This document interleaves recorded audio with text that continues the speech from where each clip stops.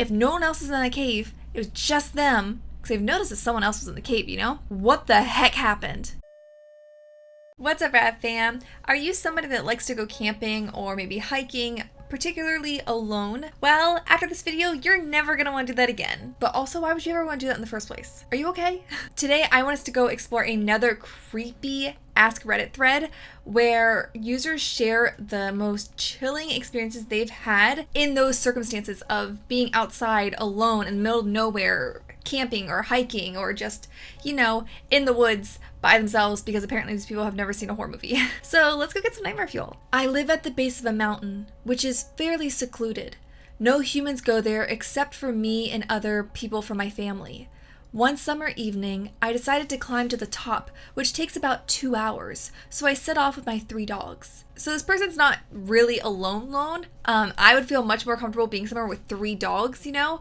But I mean, I guess they're still alone in that they're the only human. Well, maybe not. Maybe they run into some creepy humans. But to take that long of a hike at a place where you know other people don't visit, too spooky. And it's in the evening. Oh no, that's a recipe for disaster. When we got to the willow maze, which is exactly as it sounds, basically a field of willows with little trails and very limited vision, the dogs started to act a little weird.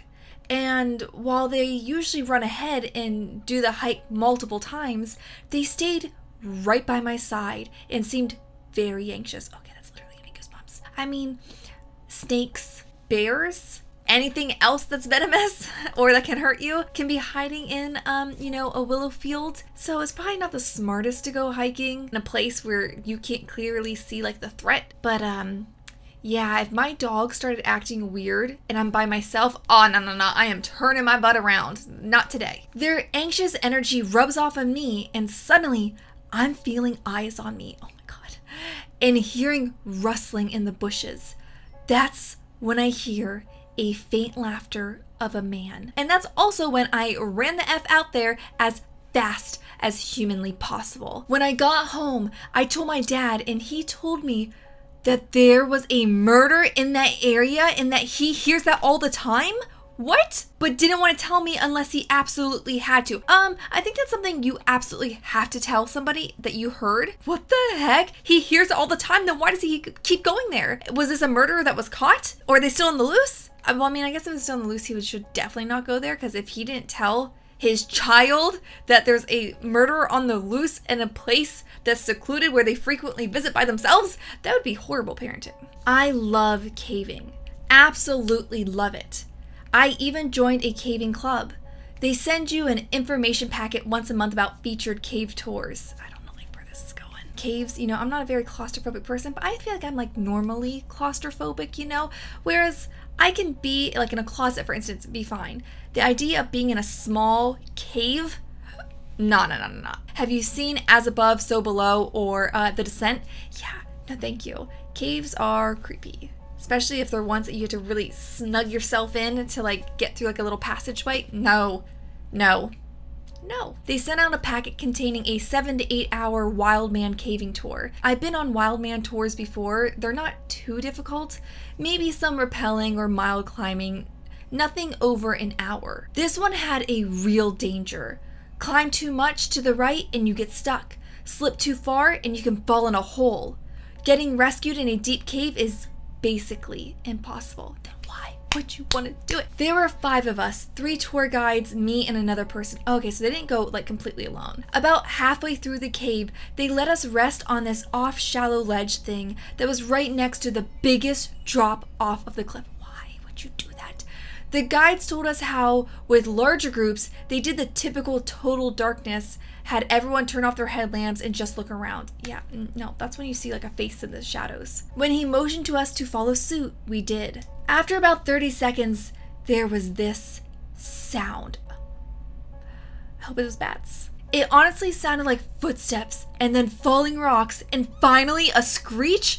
Okay, that literally just gave me goosebumps. Immediately, the head guide flipped on his headlamp and looked at all of us with a panicked glint. Obviously, he probably thought someone just died and, you know, that's terrible. And then also he's probably gonna get sued. I think he thought one of us had fallen or jumped, oh gosh, that's even horrible, off of the cliff. He turned to the other 2 guides and asked if they heard it.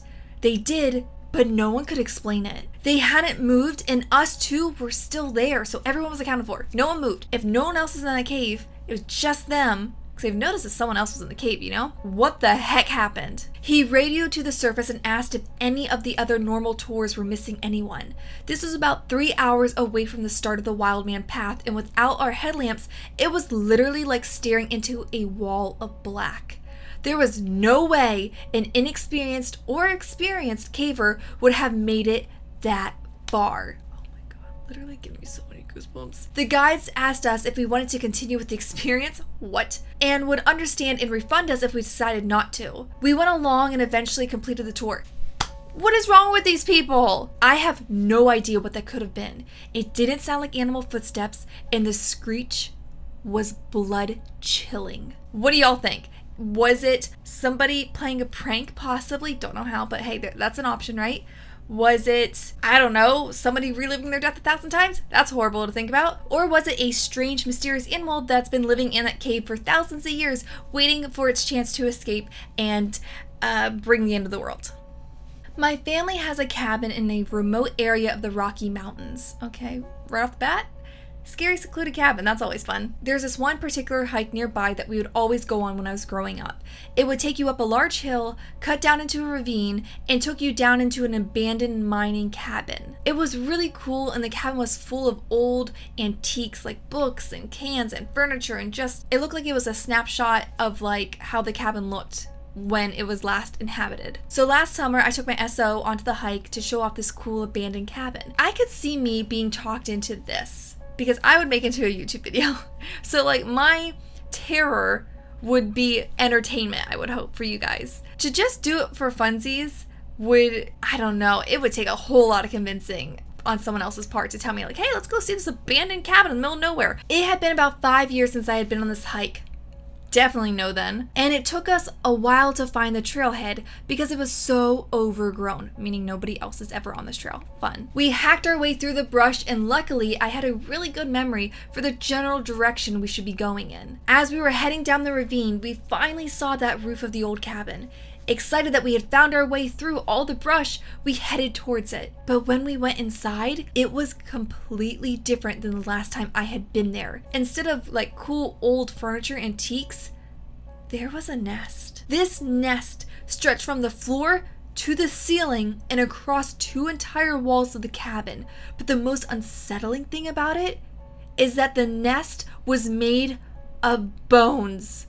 What? Not small bones either. They were huge bones, and one was the size of a human clavicle and others were even bigger. What? Would you think you were dying in that moment? I would think, okay, this is it. This is how we go out. My dumbass wanted to see an abandoned cabin in the middle of the woods, trusting somebody that, hasn't been here in over 5 years. Just so many red flags completely thrown out the window, not cared about. I immediately had this terrible feeling and wanted to get out of there as soon as possible. Even my cat's meowing because they want to get out of the story. Well, we booked it out of there and ran up the ravine as quickly as our dog could keep up.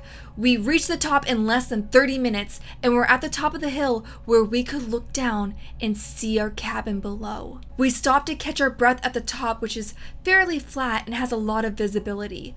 I decided to use that moment to try and get a signal on the sat phone from that high point. I got a hold of my mom and we were having a quick chat. A quick chat about what? But I kept hearing a strange noise. Oh no, they are so in a horror movie. This is a horror movie plot right here. If you're looking for some inspiration for a horror movie plot, here you go. It was off in the distance though, so I couldn't quite make it out. But my SO was hearing it too and getting increasingly uncomfortable. I could finally make out that noise, but realized that was because the noise was getting louder and closer. It was the sound of 2 metal objects being clanked together like a spoon banging against a skillet. Then my dog gets super defensive and starts snarling and barking in the direction of where we had just hiked from. Oh, you gotta run. So now we are completely freaked out. I hang up the call, we grab our packs and run the rest of the 2 miles back to the cabin. You're telling me these people only had 2 miles left and they decided to stop? I mean, it's far, don't get me wrong, but like, they're not doing this for exercise. They're doing this because their life could depend on it. We reported our experience and gave our photos of the cabin interior to the Wait, they stopped to take pictures? Okay, so we reported our experiences and gave our photos of the cabin interior to the local Forest Service, who concluded that the nest was most likely a bear or cougar den. But that noise we heard following us out of the ravine will haunt my nightmares for years to come. What happened to the antique furniture? Did someone finally come and steal it? Did the Park Service maybe remove it because they didn't want it to get vandalized, or maybe it had gotten vandalized, they wanted to clean it out? Because this wasn't a frequent place people went. So unless somebody knew that there was antique furniture there and wanted to hike miles with it, where the heck did it go? And also, if it was a bear or a cougar, what was making the metal banging noise? Ooh, that's some freaky-ish. Do you want to go hiking now? Does this make you want to go find that trail that no one else goes on for good reason? Maybe you'll come up with a story like this. Actually, don't. Please don't use this as inspiration to wanting to find your own scary experience. But if you do have your own scary experience following this topic, let it down below in the comments and we will talk about it. But I can't promise we won't judge you. But thank you so much for watching today's video. I hope you liked it. If you did like it, please turn on my channel notifications so that you're notified when my new videos go up throughout the week. And if you haven't yet seen it, up on the screen right now is my previous video where I talked about a terrifying Japanese urban legend game that you should 100% never play. Okay? You're warned. But yeah, go watch that if you haven't yet. And until next time, keep it with radness, and I'll see you real soon. Bye. These stories had good outcomes for these people. A lot of times, not so nice.